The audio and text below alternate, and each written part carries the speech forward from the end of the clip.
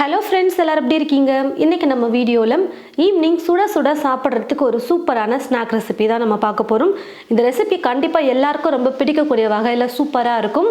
நீங்கள் ட்ரை பண்ணுறதுக்கும் பார்த்தீங்கன்னா ரொம்ப ஈஸியாக இருக்கும், சீக்கிரமாகவும் செஞ்சிடலாம். வாங்க ஒரு டேஸ்டியான ஸ்வீட் ரெசிபி எப்படி செய்கிறதுன்னு பார்க்கலாம்.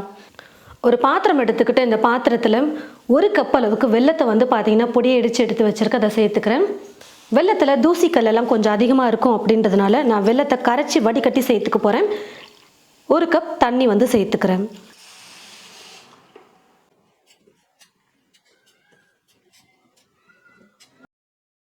வெல்லம் நல்லா கரைஞ்சதுக்கு அப்புறமாவும் 1 நிமிஷத்துக்கு நல்லா கொதிக்க வச்சு எடுத்துக்கிட்டேன். இப்போ நான் ஸ்டவ் ஆஃப் பண்ணிடுறேன்.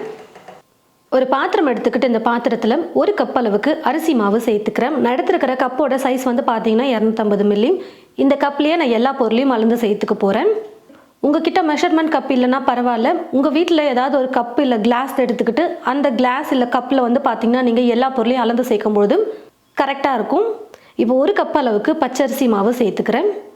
1/2 கப் மைதா மாவு சேர்த்துக்கிறேன். மைதா மாவுக்கு பதிலாக நீங்கள் கோதுமை மாவு கூட சேர்த்துக்கலாம். 1/4 டீஸ்பூன் ஏலக்காய் தூள். இது கூடவே 4 டீஸ்பூன் அளவுக்கு ரவை பார்த்தீங்கன்னா சேர்த்துக்க போகிறேன். வறுத்த ரவை, வறுக்காத ரவை எது வேணாலும் நீங்கள் யூஸ் பண்ணிக்கோங்க. 1 சிட்டிகை அளவுக்கு உப்பு பார்த்தீங்கன்னா சேர்த்துக்கிறேன். எந்த ஒரு ஸ்வீட் செய்கிறதா இருந்தாலும் உப்பு லைட்டாக சேர்த்துட்டு செய்யும் போது அந்த ஸ்வீட் இன்னும் அதிகமாக தூக்கி கொடுக்கும். இப்போ எல்லாத்தையும் சேர்த்து நல்லா கலந்து கொடுத்துக்கிறேன். இப்போ இது கூட கரைச்சி எடுத்து வச்சுருக்கிற இந்த வெள்ளை கரைசலை பார்த்தீங்கன்னா சேர்த்துக்க போகிறேன். கொஞ்சம் கூட உருண்டை கட்டாமல் நல்லா நைஸாக பார்த்தீங்கன்னா மாவை கரைச்சி எடுக்கணும்.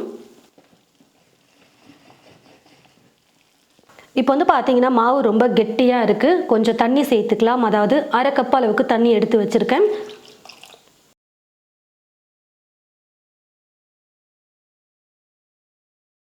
பாருங்கள் ஃப்ரெண்ட்ஸ், கரெக்டான பதத்தில் மாவு கலந்து கொடுத்தாச்சு. இந்த அளவுக்கு கொஞ்சம் கெட்டியாகவும் இருக்கணும், ரொம்ப தண்ணியாகவும் இருக்கக்கூடாது. ரவை சேர்த்துருக்கிறதுனால இன்னும் ஒரு 5 நிமிஷத்துக்கு அப்படியே விட்டுட்டோம்னா ஓரளவுக்கு ஊறி வரும்போது இன்னும் கொஞ்சம் மாவு கெட்டியான பதத்துக்கு வரும். அப்போ கரெக்டான கன்சிஸ்டன்சியில் மாவு நமக்கு கிடைச்சிரும். 1 கப் தண்ணியை முதல்ல சேர்த்துட்டு நல்லா கலந்து கொடுத்துட்டு அதுக்கப்புறம் மாவு எந்த கன்சிஸ்டன்சிக்கு வேணுமோ அதுக்கேற்றது போல் கொஞ்சம் கொஞ்சமாக தண்ணியை சேர்த்துட்டு மாவை கரைக்கிறது தான் ரொம்பவே முக்கியமான ஒன்று. முதல்லையே நிறைய தண்ணி சேர்த்துட்டு மாவு ரொம்ப தண்ணியாக கலந்துட்டோம்னா திரும்ப மாவு கொட்டுற மாதிரி இருக்கும். அப்போ இனிப்போட அளவெல்லாம் கம்மியாக ஆரம்பிச்சிரும்.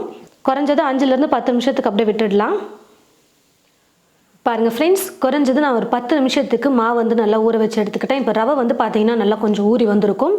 கடைசியாக இப்போ இது கூட பார்த்தீங்கன்னா 2-3 சிட்டிகை அளவுக்கு சோடா உப்பு பார்த்தீங்கன்னா சேர்த்துக்கிறேன். ரொம்ப அதிகமாக சேர்க்க வேணாம், ஒரு 2-3 சிட்டிகை சேர்த்தா போதும். இந்த சோடா உப்பு சேர்த்துட்டு நல்லா கலந்து கொடுத்துக்கிறேன். சோடா உப்பு சேர்த்து பண்ணும்போது நல்லா சாஃப்டாக இருக்கும். எண்ணெயில் போட்டு நம்ம ஃப்ரை பண்ணும்போது ரொம்ப சாஃப்டாக இருக்கும், சாப்பிட நல்லாயிருக்கும். சோடா உப்பு கொஞ்சம் உருண்டைகளாக இருக்கிற மாதிரி இருந்தால் தண்ணியில் கரைச்சிட்டு சேர்த்துக்கோங்க. நல்லா நைஸாக பவுடர் மாதிரி இருந்தால் மட்டும் அப்படியே சேர்த்து கலந்து கொடுத்துக்கோங்க. சோடா உப்பையும் சேர்த்துட்டு நல்லா கலந்து கொடுத்துக்கிட்டேன். ஒரு பேன் அப்படி இல்லைன்னா ஒரு கடாயில் எண்ணெய் எடுத்துக்கோங்க. நான் பார்த்தீங்கன்னா இப்போ ஒரு பேனில் எண்ணெய் எடுத்து வச்சுருக்கேன். கொஞ்சமாக மாவு பார்த்தீங்கன்னா இப்படி எண்ணெயில் போட்டு பார்க்கலாம், எண்ணெய் காஞ்சிருக்கா இல்லையான்னு தெரிஞ்சிடும். எண்ணெய் நல்லா இப்போ காஞ்சிருச்சு. இப்போது ஸ்டவ்வை லைட்டாக குறைச்சி வச்சுக்கிட்டு நான் பார்த்தீங்கன்னா மாவு ஊற்றிக்க போகிறேன். இந்த மாதிரி ஒரு குழி கரண்டி எடுத்துக்கோங்க, குழம்பு கரண்டி. அதில் ஒவ்வொரு கரண்டியாக எடுத்து மாவு ஊற்றிக்கலாம். எண்ணெய் நல்லா காஞ்சதுக்கப்புறமா ஸ்டவ்வை கொஞ்சம் லைட்டாக குறைச்சிக்கலாம். ரொம்ப லோ ஃப்ளேம்லேயே வைக்காமல் கொஞ்சம் மீடியமில் வச்சுக்கிட்டு நம்ம குக் பண்ணும்போது 2 பக்கமும் நல்லா வேக வச்சு எடுக்க முடியும். வெல்லம் சேர்த்துருக்கிறதுனால ரொம்ப சீக்கிரமாக கலர் மேலே மாறிடும். கலர் மாறிடுச்சு, வெந்துருச்சுன்னு சொல்லிட்டு எடுத்தோம்னா உள்ளே மாவு வேகாமல் இருக்கும். மாவு சேர்க்கும் போது எந்த அளவுக்கு நல்லா கொதிச்சுட்டு இருந்தது, இப்போ அந்த கொதியெல்லாம் அடங்கி வந்துருச்சு பாருங்கள். நான் எடுத்துக்கிறேன். இந்த ஸ்நாக் ரொம்பவே பர்ஃபெக்டாக வரதுக்கு ரொம்ப முக்கியமான ஒரு காரணம் பார்த்தீங்கன்னா மாவை மிக்ஸ் பண்ணி எடுக்கிற அளவு தான். 1 கப் அளவுக்கு தண்ணி சேர்த்ததுக்கு அப்புறமா கொஞ்சம் கொஞ்சமாக தண்ணியை சேர்த்து மிக்ஸ் பண்ணிக்கோங்க. நான் சொன்ன அளவே மொத்தமாக சேர்த்துறாதீங்க. உங்களுக்கு நெய்யோட ஃப்ளேவர் பிடிக்கும்னு நினச்சிங்கன்னா இந்த எண்ணெயோடவே ஒரு 3-4 டீஸ்பூன் அளவுக்கு நெய்யும் சேர்த்துட்டு நீங்கள் இந்த ஸ்நாக்கை சுட்டு எடுக்கும்போது ரொம்ப சூப்பராக இருக்கும் சாப்பிட்றதுக்கு. ரொம்பவே டேஸ்டியாக சூப்பராக ஒரு ஸ்வீட் ரெசிபி ரெடி பண்ணிட்டோம். இந்த ரெசிபி செய்கிறது பார்த்தீங்கன்னா ரொம்ப ஈஸி. எல்லா மாவையும் நம்ம பார்த்தீங்கன்னா மிக்ஸ் பண்ணிவிட்டு வெல்லத்தை கரைச்சி சேர்த்து கலந்துட்டு எண்ணெயில் ஊற்றி நம்ம ஃப்ரை பண்ணி எடுத்துட்டா போதும். ரொம்ப ஈஸி. ஒரு 20 நிமிஷம் இருந்தாலே போதும், நம்ம செஞ்சு முடிச்சிடலாம் ஃபுல்லாகவே. மாவை மட்டும் நல்லா கொஞ்சம் கெட்டியாக கரைச்சி எடுத்துக்கிட்டிங்கன்னா போதும், பர்ஃபெக்டாக உங்களுக்கு ஸ்நாக்ஸ் கிடைச்சிரும். மாவை ரொம்ப தண்ணியாக கரைச்சிட்டோம்னா எண்ணெய் வந்து ரொம்ப அதிகமாக குடிச்சிடும், ஸ்நாக் வந்து சாப்பிட முடியாது. இந்த ஒரு டிப்ஸை மட்டும் நீங்கள் கரெக்டாக ஃபாலோ பண்ணிக்கோங்க. கண்டிப்பாக இந்த ரெசிபி உங்களுக்கு ரொம்ப பிடிச்சிருக்குன்னு நினைக்கிறேன். மறக்காமல் நீங்கள் உங்களுடைய வீட்டில் ட்ரை பண்ணி பார்த்துட்டு எப்படி இருக்குன்னு சொல்லிட்டு கமெண்ட் பாக்ஸில் வந்து கமெண்ட் பண்ணுங்கள். இந்த வீடியோவை மற்றவங்களுக்கும் ஷேர் பண்ணுங்கள்.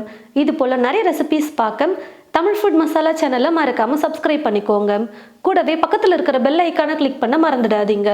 தேங்க்யூ.